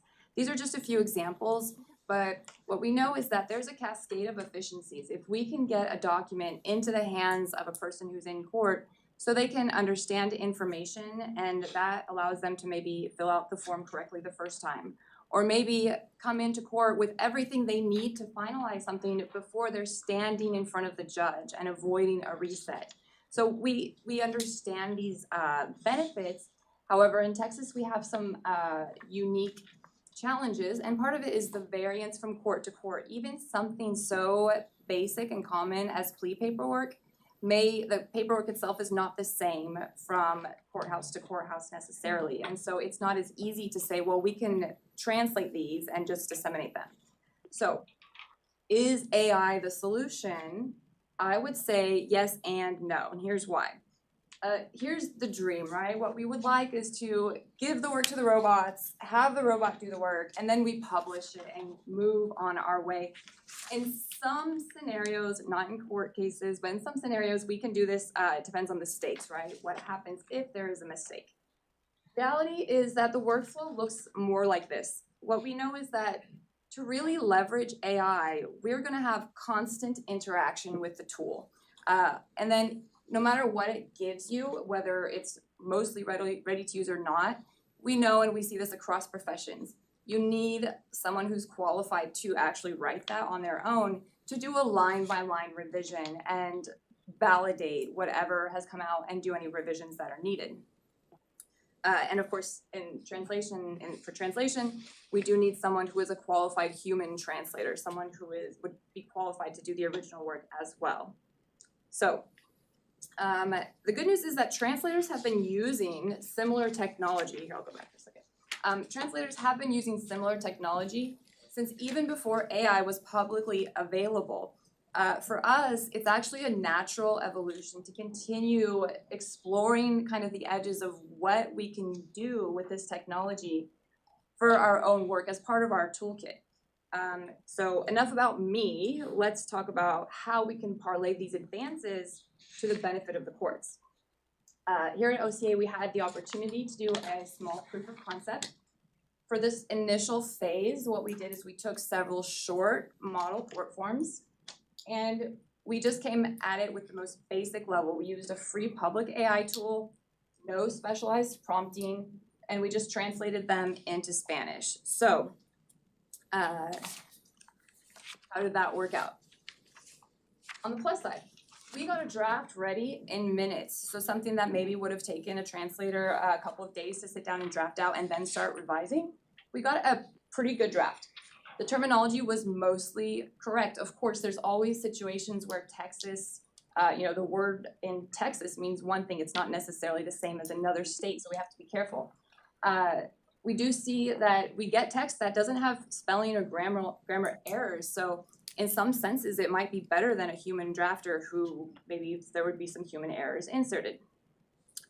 As you might expect, it wasn't perfect. So we saw some limitations.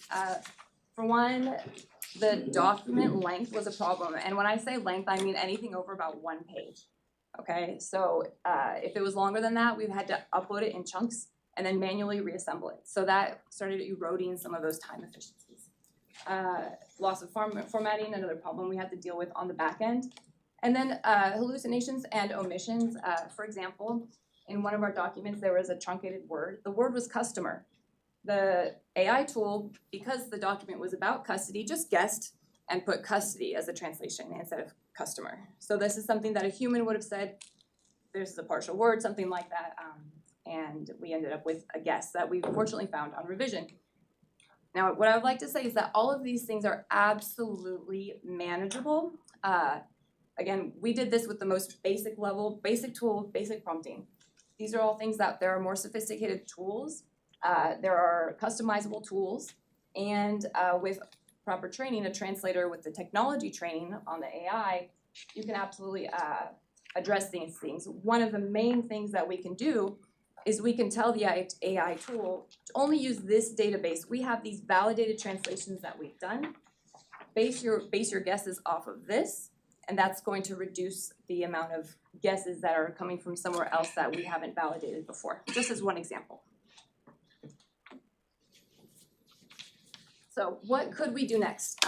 We could continue to explore more sophisticated AI tools and implement some of this customization. There could be an option to have a validated database to train the tool, and that could be something that we could make available to our courts. That way, when you have a staff member who is running in between hearings but has some time for translation, instead of doing a full initial draft, they can come in, they have basically the benefit of the knowledge of previous validated translation. They can start with the draft, edit for a couple of hours, and get back to court. So I think it's very promising. I appreciate your attention, and I'm going to give it back to Ron. Who now gets to say that's really all we had, and we're going to get out of your way unless you have other questions that you wanted to ask. Very, very briefly, one last item just to put on your radar screen. About specialty courts. Thank you, Chief. Good morning. I will take 2 minutes. My name is Erin Morgan. I'm the Specialty Courts Program Manager here at OCA. I've been here a little bit more than a year. And I was brought on to tackle oversight and technical assistance for our specialty courts, of which there are 207 currently registered in the state. Those include drug courts, mental health courts, veterans treatment courts, and there's 7 different authorized specialty courts in the state. Previously, just a general overview of how best practice standards are enabled in the state is that they're statutorily recommended by the Specialty Courts Advisory Council from the Governor's Office to the Judicial Council. And the last time that happened was in 2016 for drug courts and 2020 for family drug courts. Extensive research has happened since then. The national standards have been updated several times. So one of my first projects when I took on this role was to come up with a set of Texas-specific best practice standards. And I took from other states that have done this before and kind of combined them with all of the national standards and came up with a draft that was then vetted through 2 different work groups that I picked from that represented all the different types of specialty courts and all of the roles that are represented in specialty courts, who then worked over 4 or 5 months to revise the document. It was then peer reviewed through national experts, other states that have done this. And that's where the document that you have in front of you came from. So that's a little bit of background about how it was conceived. I don't want to take up too much of your time. I just wanted to introduce myself, let you know what started this work, introduce Judge Carr, who is on the Specialty Courts Advisory Council for the Governor's Office and who is involved in this process. If you have any questions about the judicial implications of this document. And thank you, Erin. Unlike most of what we discussed, which is sort of, the impetus comes from us to decide what we're going to take up and recommend. This is a statutory responsibility that's been given to the council to approve these standards to, I suppose, try and regularize and systematize what's going on in the multifarious specialty courts around the state. So this is something we are obligated by statute to think about. I don't know enough about it myself to recommend right now that you approve these, but by the next time we get together, or perhaps remotely, we'll need to decide whether we're gonna approve these standards as a group in the fairly near future, not in the summer. Just wanted to be on your radar screen. And we've just got a couple minutes. I've intended there to be more time for discussion, I'm sorry. But Line muted. I mentioned the Line unmuted. family protection in CPS cases. That's one topic, sort of a broad topic that I know will be a focus, that I hope will be a focus for a subcommittee and for the council. Other topics, just quickly, just sort of rapid fire, if you want to throw something out. I've got one that's important. I want to reduce my court's constitutional surprises to your branch of government. The presentation we had from Scott, I think, is on the same level of concern as family protection thing. We have got counties in in South and West Texas where we can't get lawyers for people who are sitting in jail on small misdemeanor charges and effectively being required to plead guilty to go home because they're serving more time waiting to go to trial and get a lawyer than they would if they pled guilty. That's gonna come to my court. I wanna get as much ahead of that as we can. Whatever we can do, I think that needs to be a priority item. They have a constitutional right to counsel and to a speedy trial, and if we can't get them lawyers, we can't do any of those things. I will use 5 seconds to echo that. This is one of the concerns, and Scott and everybody at TIDC, and I know y'all are gonna be, I guess we're meeting in a couple weeks, so we can amplify the discussion more, but at some point, this is going to become a constitutional crisis. That's If what it's makes not sure we're already working there. on it. Yeah, Because, like you said, these are rights that people have. And if we're not a part of the solution, then we are going to be in the crosshairs as part of the problem. And we are doing the best. I know TIDC does the best they can. The impetus is on us to amplify this conversation more so that we can handle this across the state. Because this attorney pipeline issue was something that was well vetted through TIDC, but was scuttled during the session. Like, we have to start answering these questions, or we're gonna run into a very large problem. So I appreciate your commitment to helping us do that. Thank you so much. Listen, we can continue this conversation in a variety of ways.